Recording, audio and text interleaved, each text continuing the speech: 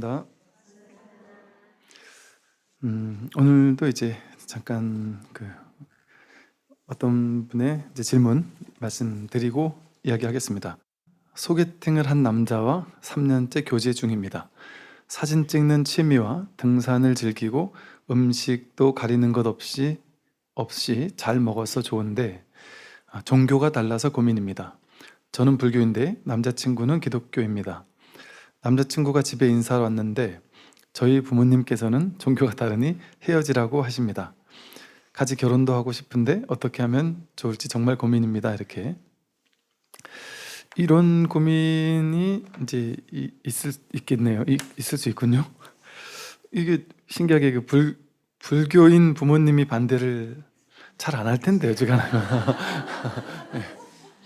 왜냐면 요즘 젊은 사람들은 어지간하면 교회에 다니는 사람들이 많아서 교회 다닌다고 결혼을 반대하지는 않는 게 보통인데, 모르죠. 또 어쩌면 또 너무 이제 과하게 뭐 몰입해 있거나 뭐 그런가는 모르겠어요.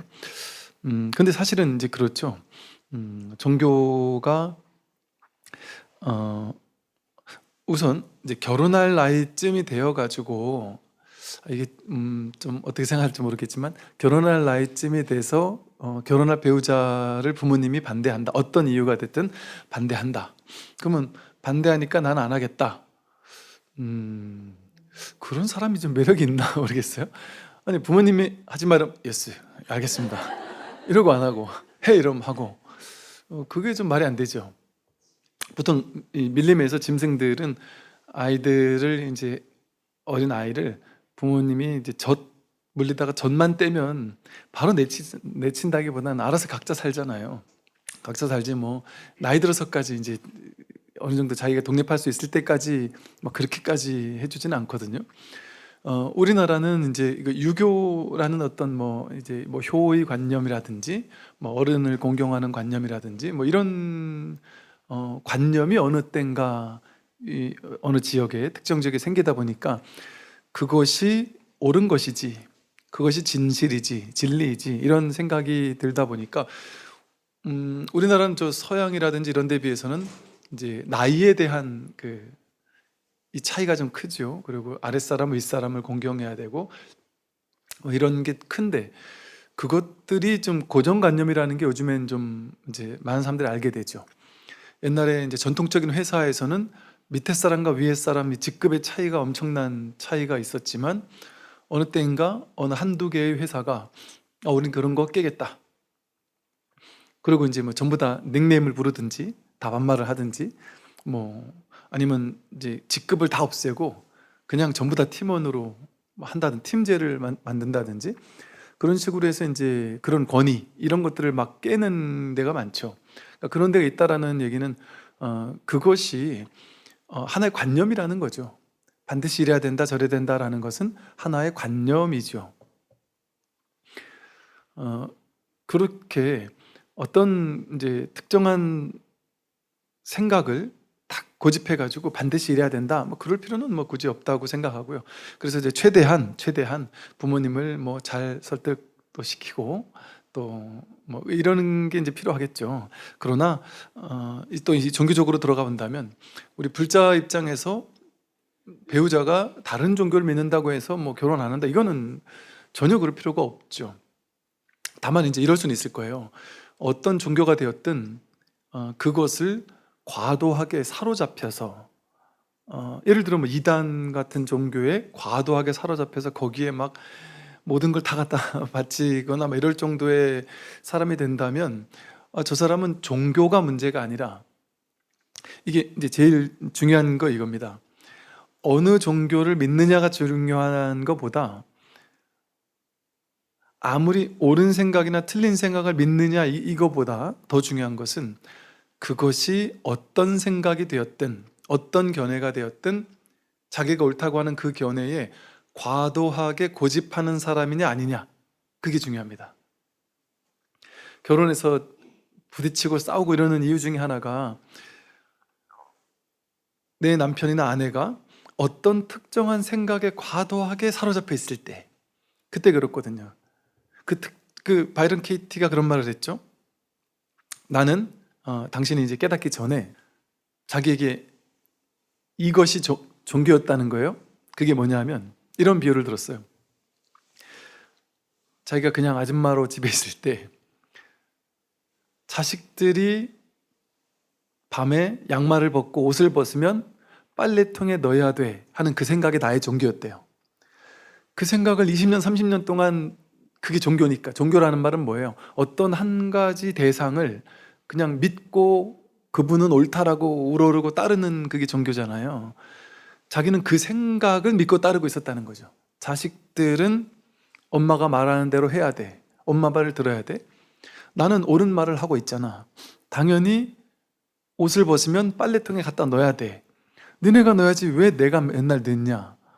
그러면서 아이들한테 10년, 20년을 막 빨래통에 좀 갖다 넣으라고 아무리 얘기를 해도 그 자식들도 참 대단하죠. 20년 동안 얘기를 해도 그 말을 안 듣는단 말이에요. 그게 내 자식이라서 안 듣는 거죠. 너의 자식이면 시키면 할 텐데. 그러니까 이렇게 그 생각이 나의 종교였다. 그런데 어느 순간 내가 이제 깨어나고 나서 문득 보니까 내가 자식들이 옷을 벗어야 된다라는 그 생각에 과도하게 집착하고 있었구나. 그게 나의 종교였구나라는 걸 깨달았다는 거예요. 그래서 그때부터는 그 생각을 내려놨는데 그 생각을 내려놓는 게 전혀 어렵지가 않았다는 거예요. 그전에는 그 생각을 쥐고 있으니까 애들이 벗은 옷을 내가 갖다가 더러운 양말, 빤스 이런 걸 들고 저 빨래통에 갖다 넣는 거가 늘 때마다 화가 나는 거죠. 짜증이 나는 거죠. 왜냐면 그게 어려운 게 아니라 그 뒷생각이 얘네가 나를 무시하는 거지. 이놈들이 벌써 한 번, 두 번도 아니고 몇 번째 얘기를 해도 몇 번째 이렇게 안 들을 수 있나. 그 생각이 괴로운 거죠. 그래서 그걸 하는 건 어렵지 않으나 그걸 할 때마다 그 생각 때문에 스트레스를 받았던 거죠. 그런데 그 생각을 내려놨더니 놀라운 일이 벌어졌대요. 아이들이 매일같이 옷을 아무데나 벗고 나는 그걸 매일같이 주워다가 집어넣는 건데 내 뒷생각으로 괴로워지지 않으니까 전혀 힘들지 않더래요. 깜짝 놀랐대요. 애들이 벗어놓은 옷을 갖다 놓는 게 뭐가 힘드냐 이거죠. 전혀 힘들지 않고 운동되고 좋다. 운동되잖아요.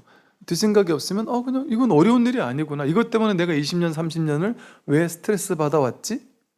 이건 너무 아무것도 아닌 일이더라는 거죠. 그래서 즐거운 마음으로 행복하게 아이들이 벗으면 그냥 아무렇지 않게 그냥 항상 갖다가 놓고 웃으면서 했다는 거죠. 그랬더니 이 엄마가 잔소리를 하고 화를 내고 뭐라고 하면서 해야 되는데 그냥 해맑게 옷을 벗자마자 바로 가서 이렇게 갖다 넣어주고 하니까 애들이 좀 이상했겠죠. 이건 뭐지? 그러면서 어느 순간인가 또 자신이 스스로 하게 되더라 이러는데 이게 뭐냐면 아무것도 아닌 생각이잖아요. 어찌 보면 별거 아닌 생각인데 그 생각이 집착하는 순간 그 하는 게 그 어렵지 않은 일인데도 사실은 어려워지죠. 힘들어져요. 괴로워져요. 그리고 자식들과 자꾸 싸우게 되고. 근데 그것이 내 생각 때문이었구나. 내 생각에 대한 집착 때문이었구나. 어떤 한 가지 생각이 과도하게 옳다라고 믿는 생각, 그게 믿음이에요. 그게 종교거든요. 어떤 생각이라도 상관없어요. 이것이 옳다라고 과도하게 믿고 있는 생각, 그게 그 사람의 종교인 거예요. 그러한 어떤 맹목적인 종교에 빠지면 자기가 자기를 묶은 거죠. 자기가 자기를 괴롭히는 거죠. 그렇게 이것은 어떤 특정한 종교를 믿어서가 아니에요. 종교를 믿는다고 무조건 반대할 필요도 없고 다만 그 종교를 믿되 이렇게 이와 같이 특정 종교에 어떤 특정한 생각이라든지 이런 거에 과도하게 사로잡혀 있는 사람이라면 그것도 무조건 안 된다라고는 할 수는 없을 거예요. 과도하게 사로잡힌 사람이면 마음을 열고 대화를 나눌 수 있는 사람인지를 보는 게 중요할 것 같아요. 물론 또 대화도 안 된다. 사실 20대, 30대 젊은 부부가 결혼해가지고 서로 다른 사고방식을 가지고 살다가 뭉쳐서 같이 사는데 대화가 안 되는 게 당연하지 않을까요? 대화가 안 되고 매일 싸우는 게 당연하겠죠. 왜냐하면 너무 아무것도 아닌 걸로 싸울 것이 분명하니까. 근데 그게 자기가 분명하게 옳다라는 생각이 누구나 확실하게 있겠죠. 왜냐하면 이 집안에선 이게 옳았고 저 집안에선 저게 옳았던 그 생각을 서로 고집할 거기 때문에. 그래서 아무것도 아닌 것으로 싸울 수 있겠죠. 그러면 그게 잘못된 거냔 말이에요. 그 생각 가지고 서로 싸우는 게 잘못된 게 아니잖아요. 자연스러운 결혼 생활의 과정이겠죠. 그죠? 그러면서 그걸 맞출 건 맞추고 또 내가 포기할 건 포기하고, 그러니까 지혜로운 사람이라면 토론하고 논쟁하고 싸우고 그러다 맞출 건 맞추고, 야 얘는 이건 죽어도 안 바뀌겠다 하면, 부처님처럼 한 번, 두 번, 세 번, 네 번 얘기를 했는데도 얘는 이거는 죽어도 안 바뀌겠구나, 얘가 담배 피는 거는 죽어도 못 끊게 만들겠구나, 뭐 술 끊게는 죽어도 못 하겠구나, 이게 딱 답이 나오는 게 있잖아요. 그러면 그거를 종교처럼 내 남편은 담배, 술을 끊어야 되라는 것을 종교처럼 믿을 게 아니고 그게 내 생각에 대한 집착이잖아요. 포기할 건 포기하면 깔끔하죠. 그러면 남편하고 더 이상 싸울 일이 없죠, 이제 그때부터는. 그런 식으로 내가 포기할 건 포기하고, 이런 이제 어떤 과정들이 필요하겠죠. 이제 그것이 삶이잖아요. 그것이 인생이고 그거 전혀 문제될 게 없단 말이죠. 이제 그런 어떤 방식으로 뭔가가 이렇게 좀 서로 조율해 가고 마음을 열고 대화를 나누고 그런 게 필요할 것 같고, 그런 사람인지를 좀 볼 필요는 있을 것 같긴 해요. 이제 뭔가 대화가 되느냐, 자기가 옳다는 생각에 무조건 집착하고 고집해서 그것을 포기하지 않을 그런 사람인가? 그런데 지금은 절대 자기 고집을 꺾지 않을 사람이라는 게 확실하다고 하더라도, 그것도 인연이라면, 그럼에도 불구하고 내가 좋아 죽겠다면 그것도 인연일 수 있는 거죠. 사람은 언제 또 어떻게 바뀔지 모른단 말이죠. 그래서 낙인 찍는 건 좋지 않은 거죠. 이 사람은 절대 안 돼, 이런 그 어떤 고집도 할 필요가 없는 거죠. 그러니까 뭐 종교 다르다, 어떻게든 좀 맞춰갈 수 있도록 마음을 열고 대화 나누는 작업은 해야 되겠지만, 그게 영 안 될 사람이라 할지라도 내가 그것보다도 내가 사랑하는 마음이 더 커서, 그러니까 이 말이 뭐냐 하면 자연스럽게 인연이 그렇게 되면 그것도 어쩔 수 없단 말이죠. 그러니까 과도한 고집이 없으면 상관없죠. 종교가 달라도 상관없고 그게 뭐 큰 문제가 되지 않을 수도 있고, 문제가 되더라도 문제는 되지만 내가 그 문제보다 사랑하는 마음이 더 크다? 그러면 결혼을 할 수도 있는 것이고, 사실은 심지어 타종교나 외도 아주 잘못된 종교에 너무 심하게 빠져 있는 사람인데 나는 좋아 죽을 것 같다, 근데 결혼 안 하면 오히려 더 죽을 것 같다, 그러면 그런 사람이라도 같이 결혼해도 상관없죠. 그 인연 따라 가는 건데. 그러면 이제 그 문제, 그렇게 해서 어떻게든 결혼하게 된다면 이젠 이게 우리의 공업이 되는 거죠. 같이 해결해야 될 문제가 될 수 있겠죠. 그거를 같이 해결해 가는 과정에서 또 서로의 어떤 업장이 소멸되고 또 삶의 지혜가 생겨나고 그럴 수도 있겠죠. 그래서 아무리 결혼하면 절대 안 될 만한 종교 문제가 아니더라도 죽어도 안 되는 사람이라는 게 이 세상에 있겠느냐. 그리고 이게 젊은 친구들이 콩깍지가 꼈을 때는 그 콩깍지 낀 게 어른들이 봤을 때는 지혜롭지 못한 것처럼 보이지만, 어른들의 생각으로 봤을 때는 제가 영 아닌 사람인데 지금은 콩깍지 껴가지고 저래, 이렇게 한 게 어리석어 보이잖아요. 그런데 더 큰 진리의 세계에서 봤을 때는 그 콩깍지가 껴가지고 쟤는 나쁜 애인데 좋은 애인 줄 알고 결혼한다, 그게 오히려 더 지혜로운 걸 수도 있어요. 알 수 없어요. 멀쩡한 정신으로 봤을 때는 저 사람이랑 결혼하면 큰일 날 것 같지만, 본인들이 그 콩깍지가 꼈을 때는 좋은 이유가 뭐겠어요? 뭐랄까, 그냥 좀 쉽게 생각하면 업이 동하는 관계에서는 그럴 수 있겠죠. 그럼 업이 동하는 관계라는 게 뭐예요? 인연이 맺어져야 하는 관계. 그럼 서로가 좀 안 좋은 사람이라 할지라도 인연이 맺어지는 사람일 경우에는 그 누구도 어떻게 할 수가 없어요. 부모라고 해도 내 생각으로 막 고집할 수도 없어요. 그 괴로움을 통해서 아주 괴롭겠지만 그 괴로움에 부닥쳐서 이 괴로움에서 벗어나겠다라는 마음을 낼 것이고, 그러면서 이 마음 공부를 할 수도 있고 더 지혜로운 삶의 공부가 될 수도 있죠. 알 수 없는 거죠. 그래서 사실은 좋고 나쁘고 이런 문제가 중요한 게 아니라, 좋고 나쁘고를 넘어서서 삶이라는 진실, 제법 실상, 총목볼이 이러듯이 있는 이대로의 삶이라는, 삶이 나에게 보내주고 있는 이 삶이라는 이 진실을 분별 없이 바라볼 수 있는, 그게 오히려 더 지혜로울 수 있어요.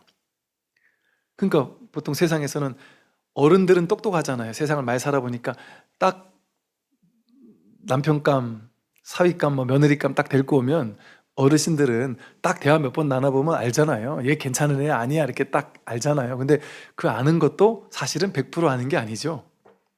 그래도 상당히 지혜롭게 어느 정도는 아시죠, 그죠? 알더라도 아니까 어른들은 어떻게 생각하냐면, 내가 아는 이 견해로 봤을 때 쟤는 아니야, 이러면 아니라고 생각해요. 아닌 게 100% 진실이라고 생각해요. 그러니까 그 생각에 고집하죠. 근데 그게 아닌지 긴지는 결코 알 수 없습니다. 삶이 나에게 가져다 주는 것들, 그런 것들을 바꾸고 싶은 건 바꿀 수 있지만 바꾸려고 하는데도 불구하고 안 바뀌어지는 게 많잖아요. 그건 그냥 진리가 보낸 거예요. 그러니까 부처님도 아니다 싶은 건 아니다, 아니다, 아니다, 아니다 3번, 4번 얘기했는데 그래도 계속하면 냅뒀잖아요. 알았다, 알아서 해라, 이렇게 하셨잖아요. 그러니까 아무리 옳은 거라고 해도 과도하게 집착해서는 안 되죠. 그러니까 이런 마음으로 산다면 이런 게 문제가 되겠습니까? 뭐 종교가 다른데 헤어져야 될까요, 말아야 될까요? 걱정할 것도 없죠. 그리고 뭐 부모님한테 그럼에도 불구하고 저는 결혼하겠습니다 하고 그냥 밀어붙이든, 아마 밀어붙이면 어지간하면 부모님은 처음엔 반대해도 어지간하면 또 받아들일 거고, 또 받아들이지 않을 때 뭐 이건 정해진 건 없겠죠. 정해진 건 없는데 뭐 어지간하면 마음 가는 대로 해야 되지 않을까요? 어지간하면 자기가 성인이 됐으면 자신의 삶은 자기가 결정해야 돼요. 남들이 결정하게 놔두는 건 안 좋죠. 그래서 내가 주인공이 되어서 내가 모르더라도 어차피 세상 다 몰라요. 이게 맞거든요. 나도 모르고 너도 모르고 이 세상 다 모른단 말이에요. 이게 진실이에요. 오직 모를 뿐. 왜 그러냐? 안다라는 건 분별망상이거든요. 전부 다. 저 사람은 알 것 같잖아요. 안다 모른다는 전부 다 분별망상이라니까요. 그러니까 부처님도 모르는 거예요. 그러니까 깨달음이라는 건 뭐냐면, 모르다가 아는 사람이 되는 게 아니고, 모른다라는 것이 명백하구나를 깨달은 게 깨달음이에요. 알아지는 게 아니고. 옛날에는 이렇게 할지 저렇게 할지 몰랐는데 깨닫고 나니까 이렇게 하면 되겠구나, 저렇게 하면 되겠구나, 훤히 알겠는 사람으로 바뀌는 게 아니에요. 모른다라는 이 사실이 진실이구나. 그래서 완전히 삶에 확 내맡겨서 이렇게 돼도 좋고 저렇게 돼도 좋고, 모양 따라가지 않는 거예요. 이 일을 해도 좋고 저 일을 해도 좋고, 성공해도 좋고 실패해도 좋고, 그 사실에 눈 뜨는 거예요. 왜 그럴까요? 성공과 실패라는 해석이 있을 뿐 성공도 없고 실패도 없습니다. 이 세상은 말 그대로 하나의 꿈과 같아서, 어젯밤 꿈을 깨고 보면 좋은 꿈이든 나쁜 꿈이든 상관이 없잖아요. 꿈속에서는 꿈의 내용을 엄청 바꾸고 싶었지만 깨고 보면 꿈의 내용을 바꿀 필요가 없듯이, 우리가 깨닫기 전에는 이렇게 살고 싶거나 저렇게 살고 싶거나 내 뜻대로 삶을 바꾸고 싶었잖아요. 근데 깨달음이라는 건 삶을 바꿀 필요가 없구나, 좋고 나쁜 일이 없구나, 주어진 삶을 있는 그대로 허용했을 때 아무 문제가 없어요. 생사가 문제가 아니란 말이에요. 늙고 병들고 죽는 게 다 아름다운 일이란 말이에요. 태어나는 것만 좋은 게 아니라 죽는 것도 좋은 거고, 젊은 것만 좋은 게 아니라 늙는 것도 좋은 거란 말이에요. 삶 전체가 통으로 아무 문제가 없어요. 인연 따라 생기고 사라지는 당연한 연기법의 이치대로 오고 가는 건데 뭐 하나 내가 시비 걸 게 없단 말이죠. 이렇게 되면 삶이 가벼워지는 거예요, 그냥.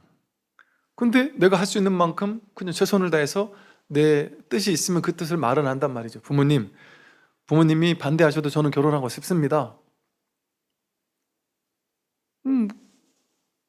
그렇게 해도 좋고, 죽어도 안 되겠다 싶은데 그 내가 사랑하는 마음보다 차라리 부모님하고 왼수가 되더라도 나는 저 사람하고 결혼하겠다 할 정도면 하는 거고, 그럼 못하겠다 하면은 좋습니다 하고 그럼 부모님 말 듣는 거겠죠. 뭐 인연 따라 가는 거겠죠. 그러니까 어떤 한 가지를 어떤 정답이 있는 게 없단 말이죠. 이 세상에는 과도하게 집착하고 고집하지만 않으면 이렇게 살아도 좋고 저렇게 살아도 상관이 없겠죠. 그렇게 되면 뭐랄까 어떤 삶의 그 고민들, 괴로움들이 오더라도 좀 가볍게 이렇게 가볍게 할 수 있어요. 내 마음 가는 대로 하되 그게 해보고 안 되면 뭐 어쩔 수 없구나, 뭐 이럴 수도 있겠죠. 오늘 이제 6조 단경 부분이 지난번에 이제 102쪽이었는데요. 삿된과 바름을 다 물리친다면 깨달음의 본성이 또렷이 드러난다라는 부분을 했어요. 불교는 아까 말씀드렸죠. 삿됨을 물리치고 바름을 선택하는 종교가 아닙니다. 만약에 그런 거라면 이 불교가 취사간택이 되겠죠. 불교는 취사간택을 하지 말고 분별하지 말라고 하잖아요. 그러니까 삿된 건 버리고 바른 건 선택해라 이러는 게 아니란 말이에요. 불교에서 바르다라고 하는 것은 내가 붙잡아 집착해야 될 걸 얘기하는 게 아니에요. 그러니까 바르다라는 방편을 쓰지만 거기에도 집착하지 말라고 하는 거죠. 법에도 집착하지 말라고 한단 말이죠. 그러니까 불교에서 말하는 법에도 집착하지 않으니까 불교는 불교에도 집착하지 않아서 막 강제로 불교 포교를 하란 말을 안 하죠. 불교에서는 오는 사람 막지 않고 가는 사람 잡지 않고 인연 따라 올 사람 오고 말 사람 마라 이렇게 하는 거지, 어떻게든 막 그냥 불교로 끌어와라 막 이렇게 하지 않는단 말이에요. 인연 따라 아무리 불교가 아무리 옳다 하더라도 그 옳다라는 거에도 집착하고 고집하지 않기 때문에. 그래서 이게 이제 중요한 거예요. 삿됨만 물리치는 게 아니라 삿되다 바르다라고 하는 게 다 분별인 줄 알아야 돼요. 그래서 삿되다 바르다라는 양극단의 분별을 물룩 내려놨을 때 그때 깨달음의 본성이 또렷이 드러난다. 선악, 옳고 그름, 맞고 틀림 하는 그 양변, 양극단을 훌쩍 벗어난 이 중도의 길이죠. 그게 바로 중도의 길이고 그것이 바로 깨달음의 본성을 드러내는 길이다. 이 개송은 돈교이며 곧 진리의 배라고 부른다 이랬어요. 이 개송, 지금까지 말한 이 개송, 이 가르침은 돈교다. 몰록 깨닫는 가르침이다 이거예요. 문득 깨닫는 가르침이다. 즉 점차적으로 깨닫는 가르침이 아니다는 소리죠. 문득 확인하는 거예요. 내가 그러니까 문득은 시간이 필요하지 않다는 얘기죠. 지금 여기서 곧장 부처가 될 수 있다는 얘기죠. 1초 즉입 열애지라는 말이 있어요. 1초에 문득 즉입 곧바로 열애의 지위에 이른다 이 말이거든요. 이게 가능할까요? 이 세상에서 이런 게 가능한 일이 있습니까? 문득 공부 잘해서 좋은 대학 갔다. 문득 몸이 아프던 사람이 갑자기 나았다. 아니면 문득 운동 안 하는 사람이 갑자기 근육이 생겼다. 뭐 이런 일이 벌어지냔 말이에요. 노력도 안 하고 생기지가 않아요. 점차적으로 노력했을 때 점차적으로 그 결과에 이를 수 있죠. 왜냐하면 이 세상에서 하는 모든 노력은 내가 지금은 그렇지 않은데 그런 사람으로 바뀌어야 되는 거잖아요. 지금은 좀 머리가 나쁜데 공부 열심히 해서 공부 잘하는 사람으로 바뀌어야 되잖아요. 지금은 몸이 저질 체력인데 운동을 열심히 해서 이 몸이 좋아지는 사람으로 바뀌어야 되잖아요. 그럼 지금 없는 것을 얻어야 되잖아요. 지금은 돈이 없는데 돈이 있는 사람으로 바뀌어야 되잖아요. 그럼 노력을 해서 점차적으로 돈을 벌어야 되죠. 이렇게 지금 없는 것을 얻고자 할 때는 노력해야 됩니다. 그리고 점차가 있어요. 점점 얻어가는 거예요. 그런데 문득 결과에 이르려면 어떻게 해야 될까요? 나에게 지금도 있으면 가능해요. 지금도 있는데 그게 있다라는 난 없는 줄 착각하는 거죠. 그래서 이 도노라는 말을 법화경의 비유로 든다면 이렇게 볼 수 있어요. 막 거지 신세를 면치 못하는 친구를, 엄청난 부자인 친구가 오랜만에 만났는데 이 친구가 너무 거지꼴로 살고 있어서 밥도 사주고 술도 사주고 그러다 둘이 같이 잘 때 떡이 돼가지고 술이 취해서 친구가 자고 있는데 이 아주 부자인 친구가 이 정도 다이아몬드 같은 보석이면 얘가 평생을 거짓골을 면하면서 살 수 있겠다 싶어서 너무 좋아하는 친구라서 그 친구가 잠자고 있을 때 안주머니에다가 아주 비싼 보석을 넣어주고 떠났단 말이에요. 근데 이 친구는 그게 있는 줄 모르고 계속 거짓골을 면치 못하고 거지로 산 거예요. 그러다가 한 몇 년 있다가 와보니까 얘가 그게 있는 줄도 모르고 계속 거지로 사는 거죠. 그래서 그 부잣집 친구가 그 친구에게 얘기했어요. 야, 내가 그때 너한테 너 속주머니에다가 어마무시한 보배를 넣어놨는데 그거 확인 안 했니? 그랬더니 확인 안 했는데 그런 게 어디 있어? 나한테 없어. 이런단 말이에요. 없기는 왜 없냐? 확인해봐라. 너 아내 확인해봐라. 그랬더니 아내를 확인해 보니까 딱 있단 말이에요. 문득 확인되잖아요. 그럼 그 거지는 이 재산을 가진 사람이잖아요. 이제는 거지가 아니잖아요. 그죠? 근데 그 거지는 어제나 그저께나 일주일 뒤, 한 달 뒤, 1년 전에도 이걸 가지고 있었죠. 가지고 있었지만 자기가 몰랐을 뿐이죠. 그 보배가 없었던 게 아니라 있는데 있는 줄 몰랐으니까 거지로 살았을 뿐이죠. 근데 이제 확인하고 나면 이제 거지로 안 살죠. 확인했으니까. 이것처럼 본래 가지고 있는 거면 문득 확인하면 끝나는 거예요. 불교가 도노인 이유가 여기 있습니다. 문득 깨닫는 공부인 이유가 여기 있다. 우리 모두는 지금 부처란 말이에요. 지금. 우리가 지난 시간에 얘기를 했는데 이 두두 만물, 이 삼라만상 전체가 전부 다 불성이란 말이에요. 불성에서 나왔다. 아무 문제가, 불성은 뭐가 불성이냐? 불성이라는 게 따로 있는 게 아니에요. 따로 있는 게 아니고 문제 삼지 않으면 문제가 되지 않잖아요. 내가 문제 삼아서 괴로움을 만들어내지 않으면 괴로움은 없잖아요. 근데 우리들은 생각을 가지고 분별심을 가지고 아무 문제가 아닌 것을 어느 날 갑자기 문제를 삼았어요. 문제를 내가 삼았잖아요. 그러니까 그 문제 삼았던 것을 되돌려 놓기만 하면 되잖아요.